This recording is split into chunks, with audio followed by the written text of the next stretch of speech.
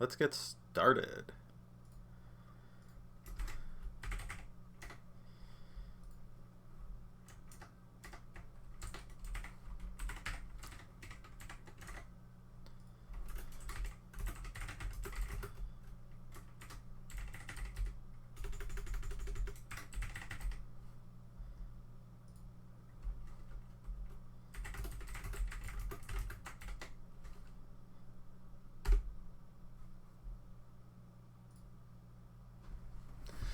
Alrighty, we just hit it with a at here. We're gonna see how many people show up with that.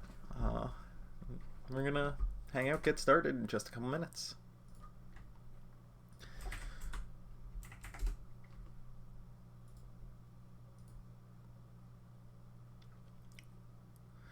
Good afternoon, evening, morning, wherever you are.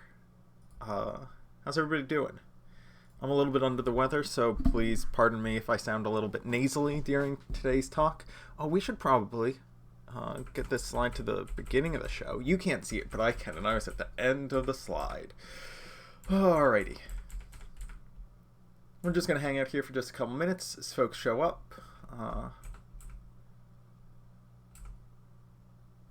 And then we'll get started. I should update the lesson. I'm really good with this whole, like, streaming thing.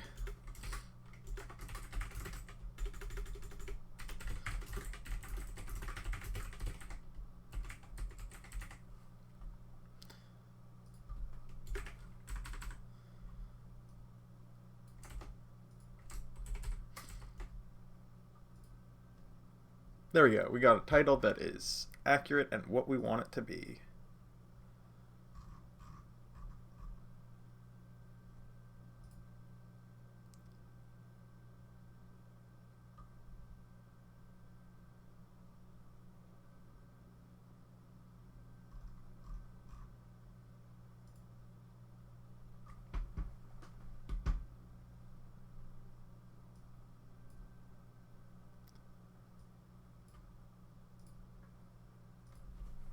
As always, if you folks have any questions, any comments, anything that you want to chat about, feel free to hit me up. I'm just here to chat, mostly go over the lesson, but, you know, talking at y'all is something that I do for fun.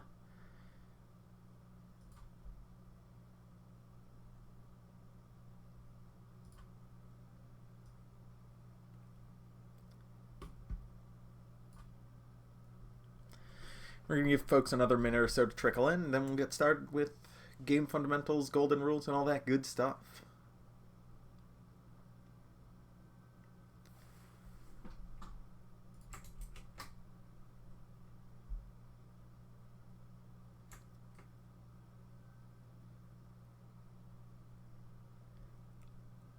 Dark Apprentice.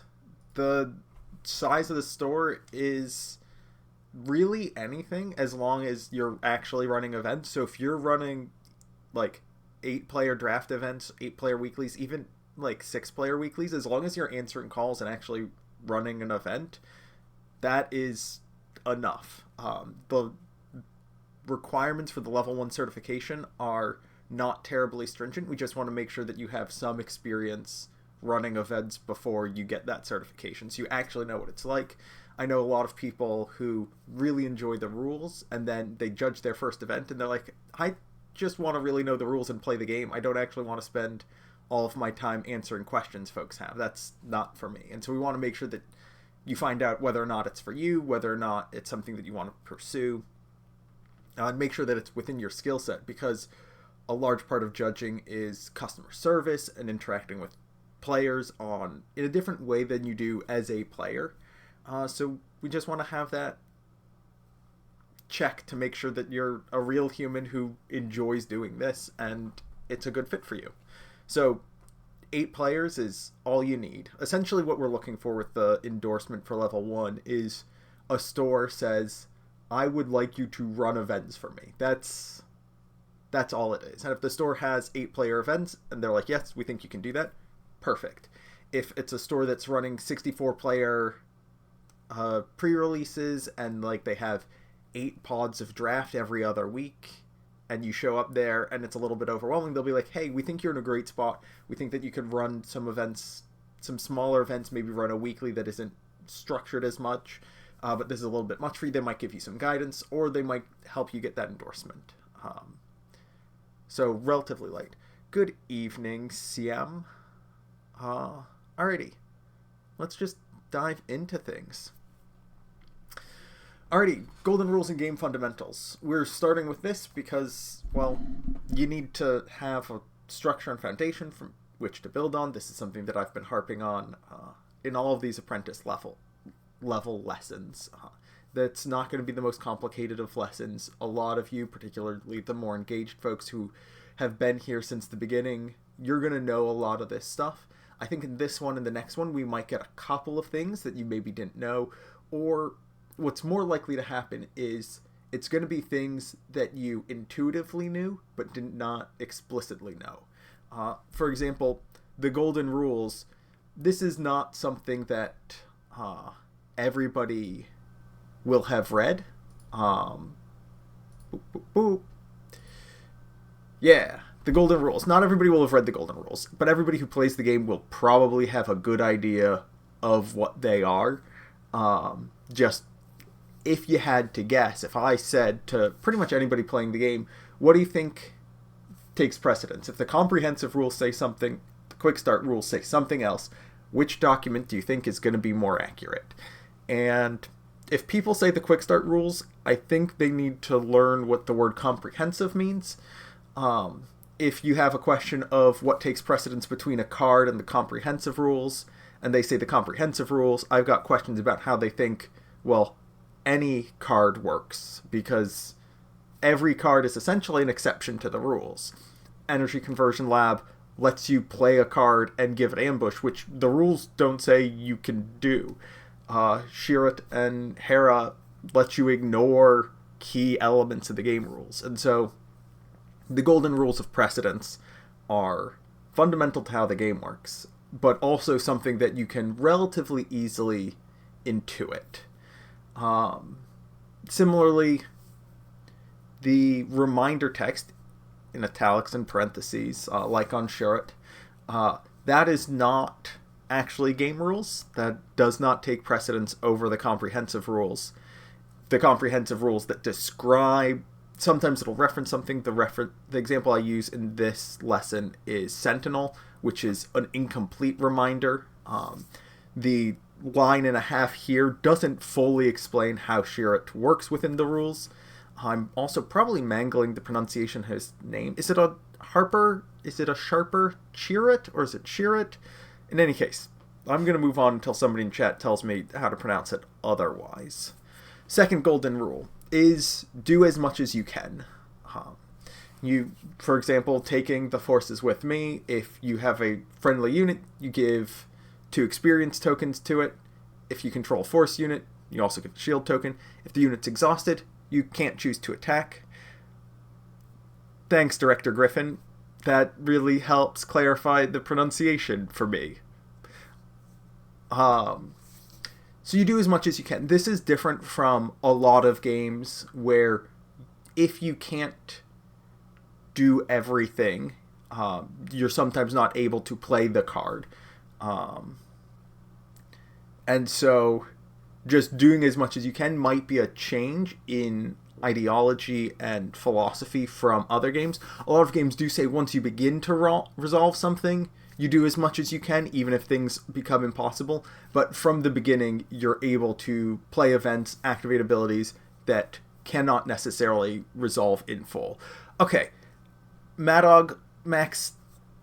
I would love Mad Dog. I figured it out. Mad Dog Max. I would love to watch. Okay, at some point, I don't know if I can have the ability to do a stream night where we all just watch Andor, because Andor is one of the few Star Wars properties that has a judge in it, and that's on theme.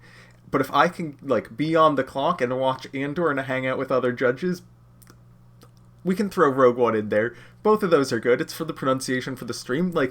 I don't know if I can tell that to my bosses. I don't know if I can get the licensing team on board with that, but I would love to do that. Anyways, golden rule number 3. Because we've talked about golden rule number 2, do as much as you can. even if it's not good for you, even if it's partially resolving an ability that you can do some of. So with Grand Moff Tarkin looking at 3 cards instead of 5, you can do some of that.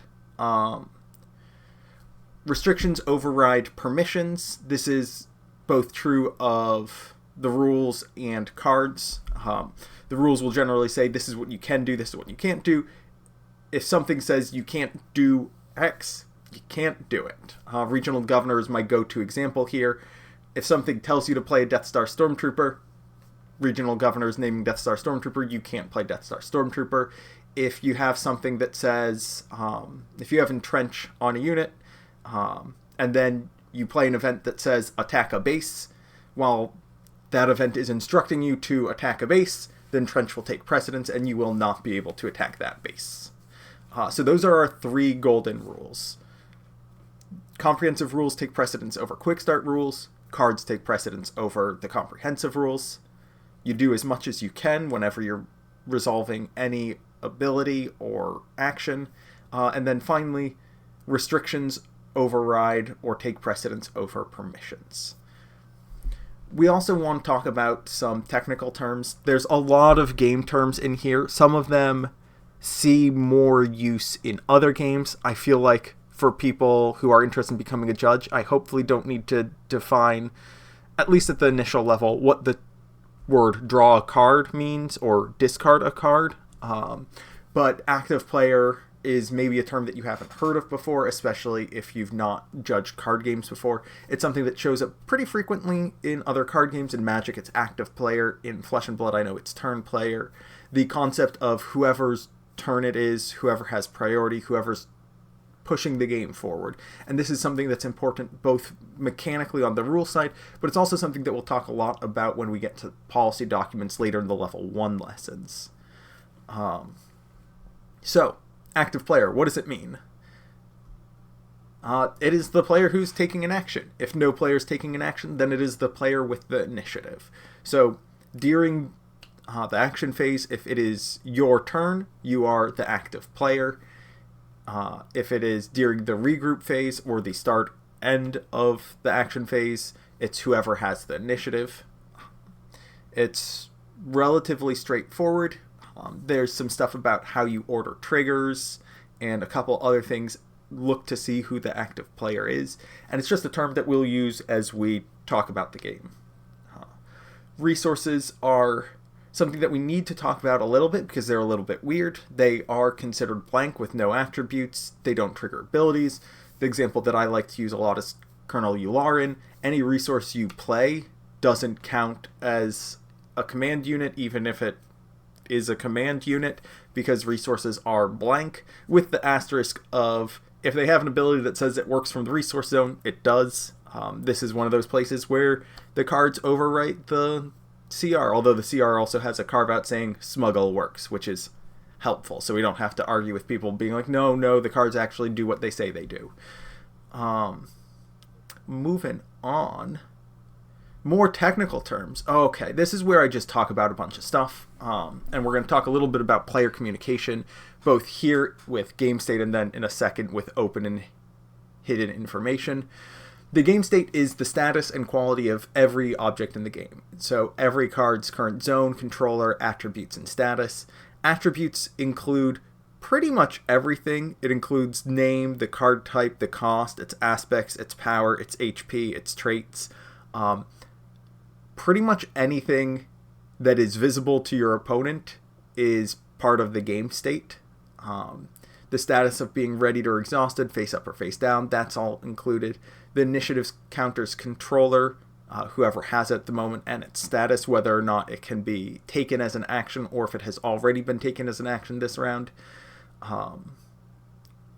So much information falls into the game state. And the game state is important because whenever a player takes an action, they need to change the game state, and the game state can't change unless a player's action has prompted it to occur or the game rules prompt it to occur. You can't just shuffle your library or put cards from your hand into your discard pile for funsies, even though you're like, maybe it's detrimental to me. You can't just do it for funsies because maybe it's detrimental, but maybe it's beneficial. So you're just not allowed to do things for funsies. You need a game reason to do them. Moving on to information. Oh no, we can talk about Aiden a little bit. Yeah, let's talk about Aiden a little bit. Aiden's ability you can activate and you'll do as much as you can. If no enemy unit was defeated, then you'll do nothing. And if an enemy unit was defeated but your base is already at full HP and has no damage on it, you'll do nothing. Both of these actions effectively do nothing. However, there is a change in the game state in that Aiden Versio's status goes from readied to exhausted. Whereas if we scroll back up a second to Fennec Shand, as a unit, if you activate her action and don't play a unit from your hand because you don't have any, you haven't actually changed the game state at all. No cards have changed zones, no cards have changed status. Everything is the same other than whose turn it is, and that isn't a part of the game state. So, not a legal action. Open information. So, all players are entitled to open information. Pretty much all of the game state is open information. The attributes of face-up cards in play is open information. Something that's important to note is attributes include modified attributes. So if you have, say, Foundling on Grand Moff Tarkin and he's an Imperial official Mandalorian, that is part of his current attributes. Similarly, if you throw a Darksaber on him, his power is 5. It's not 2 plus 3. The current value of it is his power. Power includes the modified power. There's no such thing as, at least in the framework of the games, when the game refers to power, it refers to current modified power. There is a difference between total HP and remaining HP, but most cards are going to reference remaining HP explicitly, and then HP will refer to total modified HP if not otherwise specified. This is different from many other games. In many other games, you can make your opponent, for lack of a better term, do the math. You can be like, well, there's a Darksaber on my Grand Moff Tarkin. You can figure out how much power he has. In Star Wars Unlimited, part of the goal of the philosophy is to make sure that the most accurate possible games take place and that the skills that are being tested are those of strategy particularly pertaining to the game. Elements like being able to do math and counting, the ability to remember your triggers, those aren't skills that Star Wars Unlimited is seeking to test. I've had some conversations with the folks from the organized play team over at FFG, and this is what they've indicated to me that the direction it is that they're going. You are required to let your opponent know about any triggers that they may have missed, unless they say you may. So if your opponent plays a Grand Moff Tarkin, you need to be like, hey, don't forget to search the top 5 cards of your deck. They can say, okay, I'll just look at 5, put them on the bottom of my deck, and not actually pull out any Imperials. They're absolutely able to do that if they're worried about running out of cards in their deck. But the triggers are mandatory unless they have that magical phrase, you may. This is, again, different from many other games in competitive TCGs where triggers are something that you can allow your opponent to miss. And so it's important to keep that in mind as you're judging the game and as you're playing it as well. With hidden information, you are absolutely allowed to bluff both directly and indirectly. The example that is given in a lot of places with an effect like Grand Moff Tarkin, you can look at the top 5 cards, see 5 Imperials, and then just be like, nope, there are no Imperials here, and put them onto the bottom of your deck. Because it's hidden information, you don't need to let your opponent know that there were legal choices that you can make, and so you're allowed to not complete that action because it utilizes hidden information.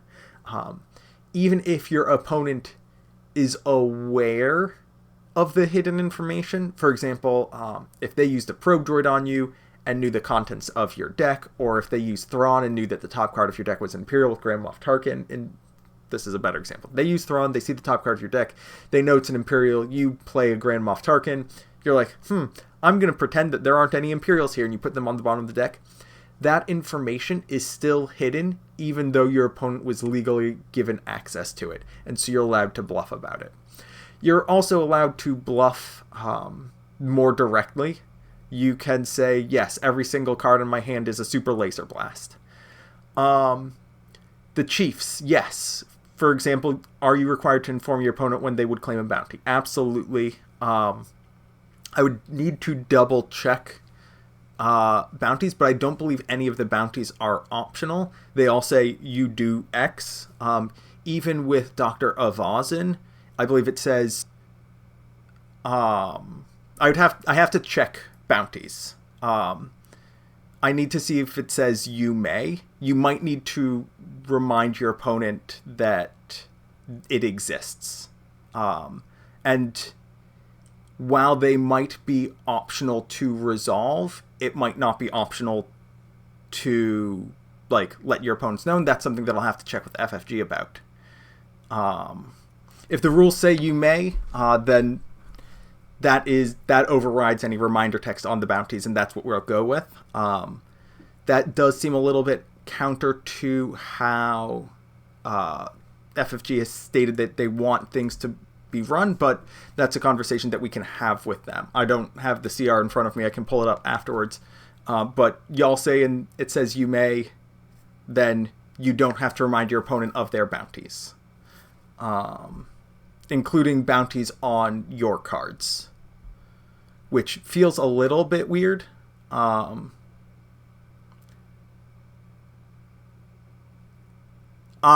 Okay. So, thank you for pulling up the bounty text. From my reading of that, the you may makes an ability optional. I'm going to just swap back to me for a second. So, you may makes an ability optional. You don't have to remind somebody of an ability that says you may. This isn't you may do a thing, this is an opponent may do a thing.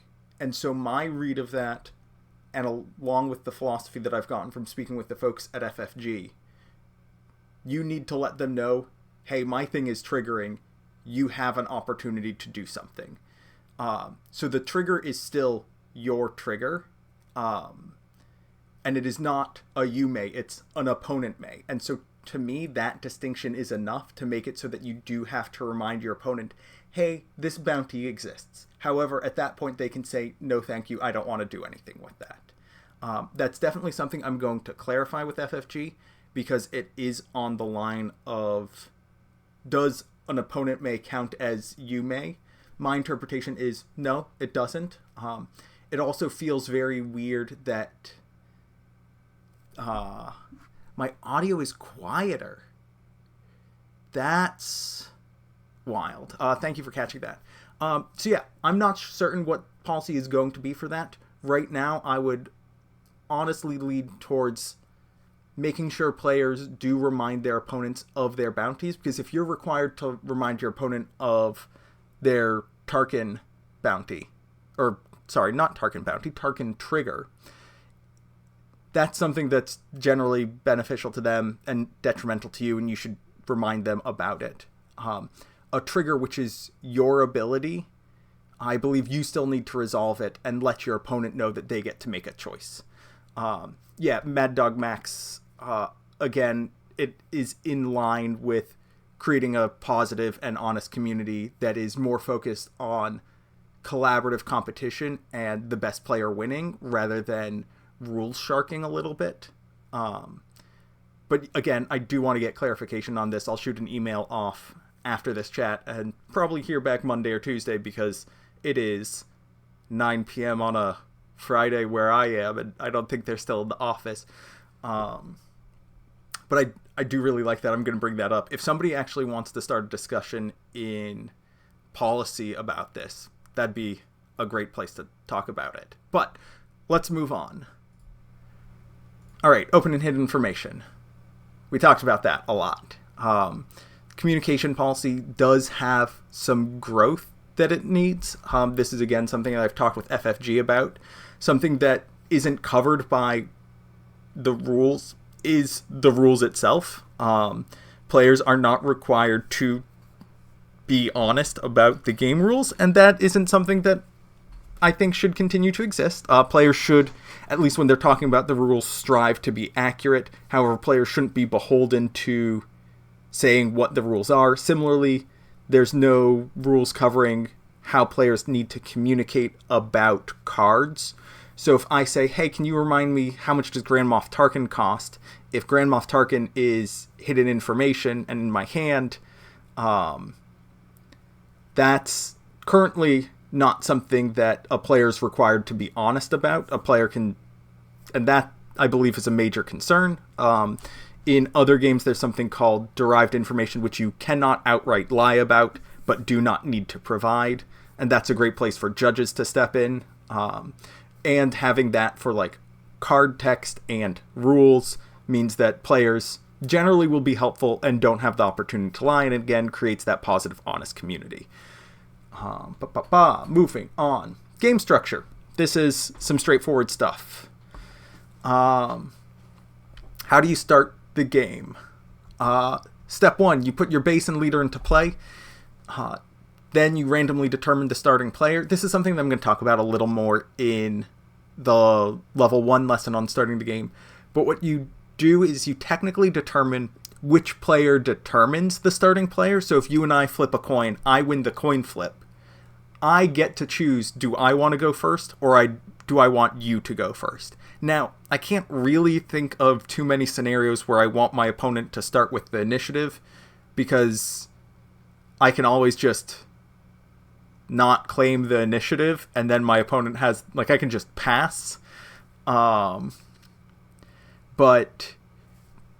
this is relevant more so for multiplayer. For 4 people playing a table, I win the coin flip. I can choose which player goes first. Usually I'll be choosing myself. But sometimes I'm just like, I want the person to my left next in turn order to go last, so I'll pick somebody else. This order is also important because the base and leader are revealed and the starting player is determined before opening hands are drawn and before mulligan decisions are made. This is so that players are able to make the most informed decisions. The cards that are good against, say, Iden are less good potentially against something like Sabine, and getting that opportunity is relevant. Similarly, playing against Sabine, some cards that are good when you have the initiative might not be as good when you don't have the initiative.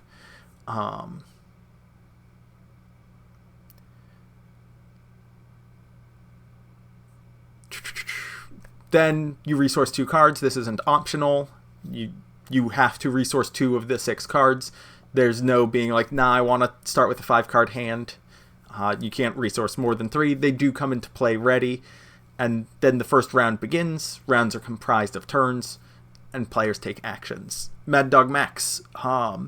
Would running learn to play at Gen Con count as an event? Yes, absolutely. That demonstrates your ability to interact with judges and talk about the game. Does the player from Dark Apprentice, does the player with initiative resolve mulligan decisions first? Yes. So if there's ever any conflict in, want to know if my opponent's taking mulligan before I make my decision, the active player, which is the player with the initiative, does have to make their decision first, then their opponent. However, if the other player, if I don't have the initiative, I look at my hand and I'm like, wow, the cheapest card in my hand costs 7. This is the worst thing I've ever seen. I'm absolutely 100% mulliganing, and I shuffle my hand back. Just because I went before my opponent, I don't lock them into not being able to take a mulligan. So the non-active player is allowed to jump the gun and mulligan early. However, if the active player is like, I want to see if the active player is not allowed to see if the non-active player is taking a mulligan. They're not allowed to delay to get that information.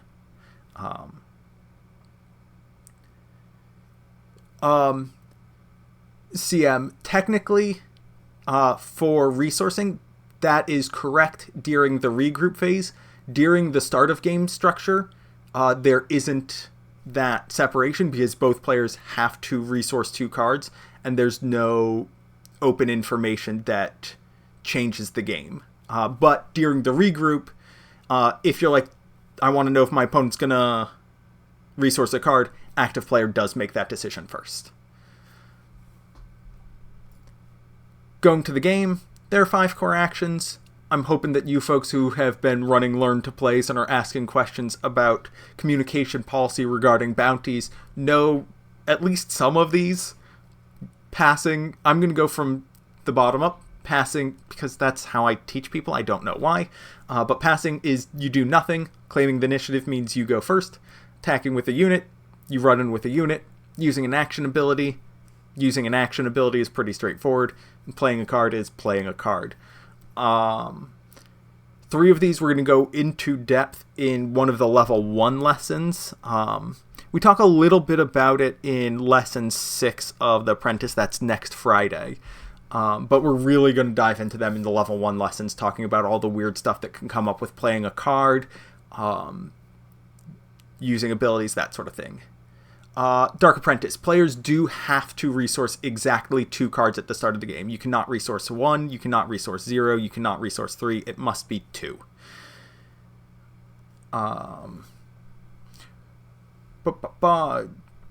So you take these actions, you go back and forth until both players have passed, or one player has passed and the other player has taken the initiative, because taking the initiative is effectively pass with a little bit of a bonus.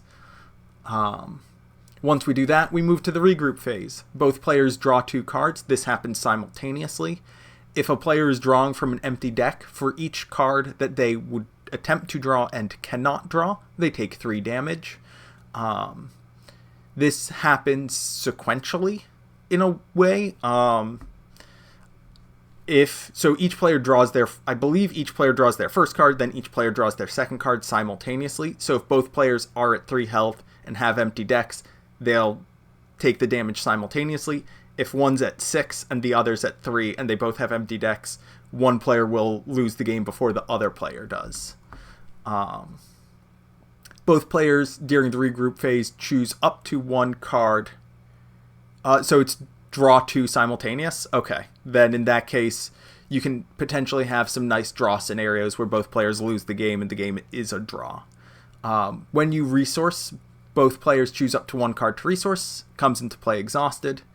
Let me flip through my rules real quick, CM, because I feel like... Where's my rules? I don't need to go through the paper documents. I have them right here in front of me.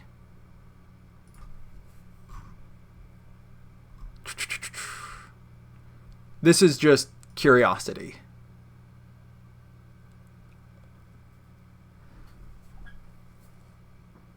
Wookiee Gunner, yes, this applies just to cards drawn from your deck and not discarded from your deck. And yes, if you... correct, CM. If you're drawing multiple cards, particularly in your group phase, that is simultaneous. And so if you have 6 life, you will take 6 damage and lose. And if the other person has 3 life, they will also take 6 damage and lose. There won't be a first person to die situation there. That's neat. Alrighty. Treshy Panda, yeah, Iden can sometimes get to the point where you don't have a deck. So in this step, you're resourcing 1 card at a time. The active player resources first, then the non-active player. A lot of people do it out of sequence or simultaneously. This resource is played exhausted. However, the immediate next thing to happen is players ready all cards they control. There's a little typo here. I just noticed it now. It's going to bug me. That means that you'll play a resource, and then before you can do anything, you will ready that resource. So, to answer your question, Phantom Physics, technically no. Effectively, yes. And then the game continues with the start of the next action phase. The cycle goes back and forth until a base is destroyed, reaching 0 HP. A player is allowed to concede the game at any time. This can interrupt the resolution of abilities or events. If, for example, a player is playing a Viper Probe Droid or another card that lets them look at your hand, or a card that lets them look at your deck, and you want to protect that information because you're playing a best of 3 match, you feel like you're losing this, you can concede before they have the opportunity to look at your cards. Similarly, you can concede in the face of a scanning officer and they don't get to look at some of your resource cards. When you concede, you lose immediately, everything leaves the game. At events, at tournaments, players may not ask or pressure their opponent to concede. This is considered collusion, and this ties into the idea of having a positive and supporting community. We don't want people saying, hey, I feel like I deserve the win, you should concede to me. There is a little bit of wiggle room in discussing the game state. You are allowed to say, hey, I currently have 28 damage marked on your base, and you have 10 damage marked on mine. You have 0 cards in hand and 0 units in play. I have an Avenger in play. You're allowed to state facts about the game state. You can even go to the point where you're like, if we did not go to time and we had another turn, it seems pretty clear to me that I would win this game because you would have to have an answer to my Avenger and the 7 cards that I have in my hand, and it's going to be difficult for you to do that with no cards in your hand and no units in play. However, if you say, would you like to concede, or I think I'm winning, you should concede to me, that is not allowed. So analysis of the game state is okay. Asking for or pressuring for a concession is not allowed. If a player says, I'm not going to concede, and their opponent continues to discuss the game state, that definitely feels like somebody angling for a concession, and it's a judge's responsibility to step in and say, hey, they're not going to concede. If you would like to concede, you still have the right to do so, but otherwise I'm going to need a match result here. And yeah, collusion is definitely something that crops up in a lot of places. In Star Wars Unlimited in particular, something to keep an eye on is at the end of a match, if the match goes to time and each player has won an equal number of games, so either they're playing game 1 still or they're in game 3 and both players have won a game, if they don't get a winner at the end of that third game, both players receive 0 match points, which is effectively a loss for both players. A lot of players don't like this. They feel like somebody should win, somebody should get some match points, or in other games they would get 1 match point instead of 3. And so some players are going to try and dance around this or be like, hey, I think I'm winning, you should concede to me. The first time somebody does something like this, ask some questions and try and figure out if they know what they're doing is not allowed. If somebody isn't aware of what lines we draw, tell them that this is strictly not allowed behavior and to never do it again. I need to double check exactly what policy says, but I believe it is a disqualification. Yeah. Knowingly colluding. So if you know you're not allowed to ask for a concession and then you ask somebody to concede to you, policy says that you should be disqualified for attempting to collude. If you do it and you are not aware of what's happening, like if you're coming from a TCG where asking for concession is allowed, because some games do allow that conversation, inform the player, educate them, do not disqualify them. That's very harsh for somebody who doesn't know what they're doing. Don't allow their opponent to concede unless the player really, really wants to concede. You have a little bit of latitude here. If they're aware of it, it's a disqualification. If they're not aware of it, educate them. Make sure that they are aware of it, so that if it happens again, then you disqualify them. At casual events, let them know. I think that possibly even more so at casual events than at competitive events, it is important to make sure players don't feel pressured into a concession. I'm going to transition back to me. I know y'all said it makes me a little bit quieter. I'm not sure how that is. Anyways, Treasure Panda, is there a competitive level at which players are assumed to have knowledge of policy? So this is a complex question. If you're playing in a competitive event, a competitive tier event, policy itself assumes that you have read the master event document and the tournament regulations. As somebody who has been judging trading card games for a decade at this point, no player has ever read any of the policy documents.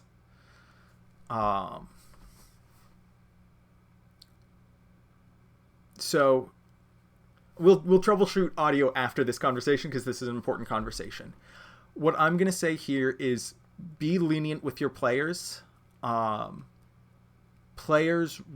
Judges right now have not read these documents in full. These documents are changing and evolving as tournament play evolves. And so I would not expect players to know all tournament policy from the beginning. My recommendation, as both CM and Mad Dog Max are saying, is at the beginning of a tournament, announce to your players, asking for a concession is not allowed. You are allowed to concede. Do not pressure people into a concession. Similarly, you're not allowed to randomly determine a winner. Don't roll dice or look to see who has the most expensive card on the top of their deck or anything other than that. Those latter ones, rolling dice, arm wrestling, playing a game of a different TCG, those aren't collusion. Those are closer to gambling. And the problem with gambling is that in many, many places, it's very heavily regulated, and in other places illegal, and in pretty much everywhere, not legal for children or people under the age of 18. And Star Wars Unlimited is a game for everyone, everywhere. And if the game starts to have to be regulated because people are just rolling dice to determine winners, then the game becomes regulated and we can't play it in our local game stores without having a lot of oversight. So please, my recommendation is make an announcement at the beginning of your events, especially as players are getting used to playing TCGs. The no rolling for a winner is a pretty common thing in other TCGs, but I know a lot of Star Wars Unlimited folks are coming from Star Wars Legion and other Star Wars games, or just from liking movies and shows and coming in from there. And so they don't have this intrinsic knowledge from other TCGs. And then this concession policy is different from other TCGs. And so it's important to talk about that as well. So I'd say at the beginning of round one, as you're saying, hey, welcome to the tournament, this is how we're going to get started. Please don't collude. Please don't gamble. These are bad things. Please don't cheat. If you have a problem, call for a judge. Welcome to round one. You have 50 minutes. Please begin. And then in the latter few rounds, as people, particularly in competitive events, as people are getting close to making top 8 and they're like, I really need this win. I really want this win. If I get this win, I make top 8. I make that cut and I get extra prizes. Remind them what they're allowed to do and what they're not allowed to do. I'd also say something that you can do that is very helpful and very important is if a player has a question about what they can and cannot do as it pertains to determining the outcome of a match, have them talk to you away from the table. For example, if a player calls you over and says in front of their opponent, hey judge, if I offered my opponent this shiny $100 bill to concede to me, would that be okay? And then they put it on the table. There's a clear implication there that even if I say no, they've made an offer. So you want to take them away so that offer isn't even something on the table, so they can then talk to you away from the table and be like, hey, I don't know what's allowed. Can I offer them $100 to concede to me? And you'll say, absolutely not. That is bribery and collusion of the worst kind and the most blatant. Please do not. If you do, I will disqualify you. So please communicate with your players and encourage them to ask questions. With that, that I believe is the end of the presentation. We have the wrapping up, but most of this is generally intuitive. There's some things that are not as intuitive. There's a couple things that I didn't quite have here, including that stuff about bounties that I want to look into a little bit more, and drawing cards not being simultaneous, as that is an important note. But having this foundation makes things a little bit easier in the future. Our next lesson is going to show up on Monday as we dig into card anatomy and card types. I'm going to tell you all sorts of crazy information, like the title is the thing at the top of the card that has a name in it. We go a little bit more in depth than just that, but it's going to be another relatively straightforward one. Our schedule for next week, we have Lesson 4, which is card anatomy and card types. Lesson 5, which is game structure and just going into a little bit more detail of the action phase, regroup phase, and zones. And then Lesson 6, which is actions, abilities, and effects.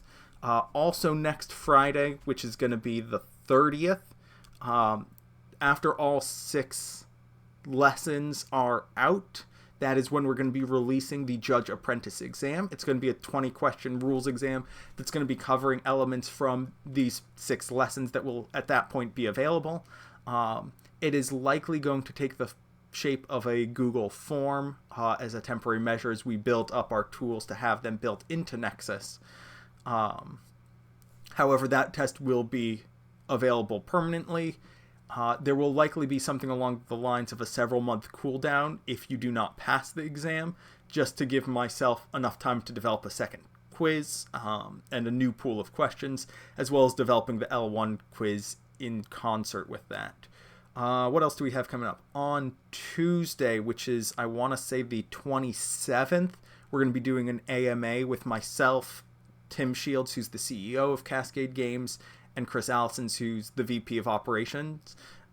These titles are very fancy. The 3 of us are the entirety of Cascade Games, so if you have any questions about the Judge program, the structure, how Cascade's going to be doing stuff, questions about merch, all that sort of stuff, we're going to have a stream on Tuesday at, 5 p.m. Eastern, 2 p.m. Pacific. I'll be putting an announcement into the program announcements channel so you have all that information, creating an event on Discord so you can see that.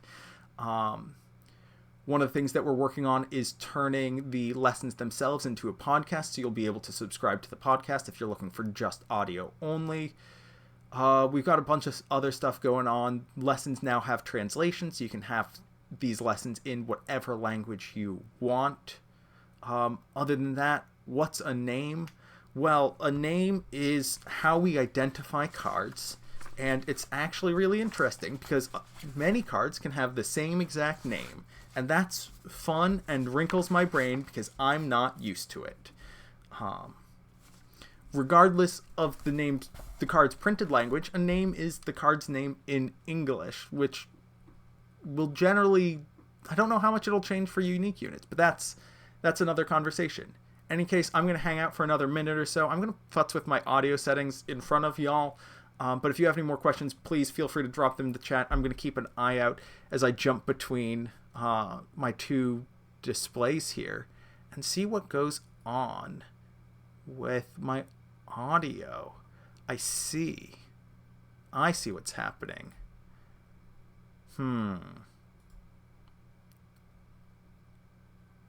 I think y'all are right.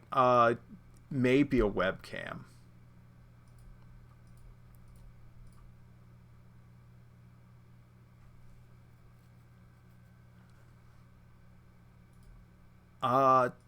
Getting a lesson announcement channel.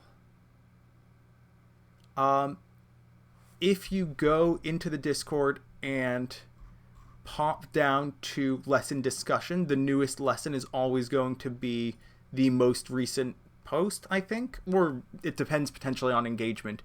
You should always be able to find new lessons there. I could probably make a lesson announcement channel so it is separate from the general program announcements. If that would be helpful for you, Um, oh, schedule. I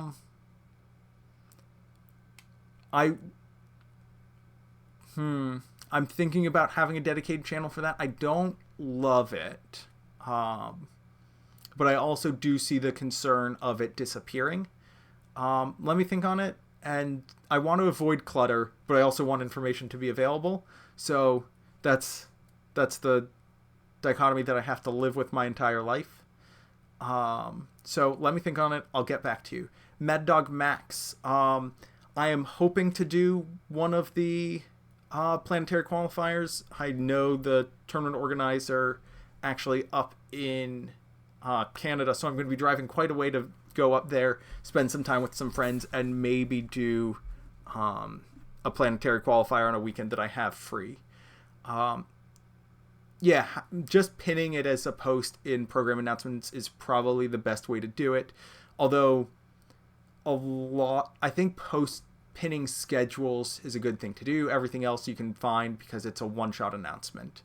And yeah, I want everything to be perfectly organized, and it is perfectly organized for me. I know where to find everything, but that's because I put it there and you did not, so I can absolutely understand it not being the ideal organization for you.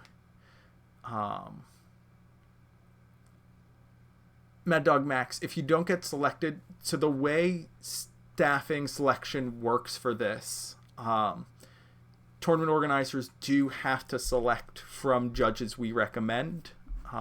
So even my name is going to only be recommended to the tournament organizer. I'm not going to tell them I am running one. They still get to choose who's on staff. Hopefully, my expertise with the field helps me get a leg up in there, but there's no guarantee for anybody. It will include both the head judge and floor judge positions. And so volunteering to staff one of these is unfortunately not going to be an option. One of the things that I also want to help reinforce from the beginning is that judges generally should not be volunteering their time and labor for for-profit organizations. These tournament organizers and stores will be making money because of the proficiency, skills, and knowledge of judges. And you are doing work for them. You are providing a service, and you should be compensated. The exact form of that compensation is up to negotiations between the individual judge and the store. But I want to really push back against the idea of volunteering.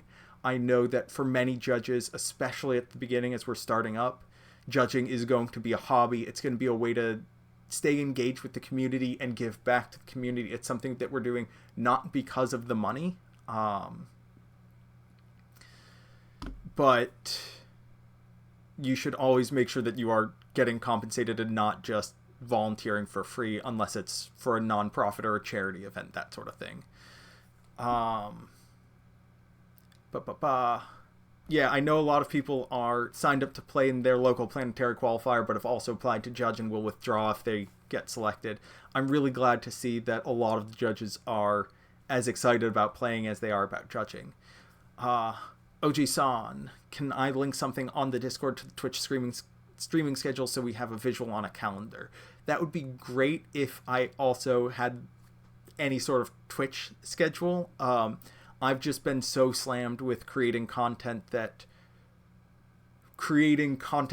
the content, creating schedules and that sort of thing, is a little bit lower on my priority. I just finished up before this broadcast started the PowerPoint presentation for lesson 4. And I want to make sure that I get 5 and 6 done before I start announcing them so I don't fall behind on my announcements. I'm hoping to get caught up and then be able to have better and smoother announcements rather than the day before being like, hey, tomorrow we have a thing. After I get off this, I'm going to do my best to update the Twitch schedule, update the Discord schedule, etc., etc., etc. But that's all for now. I'll see you folks on Monday. Thank you for checking in. Good luck and have fun out there.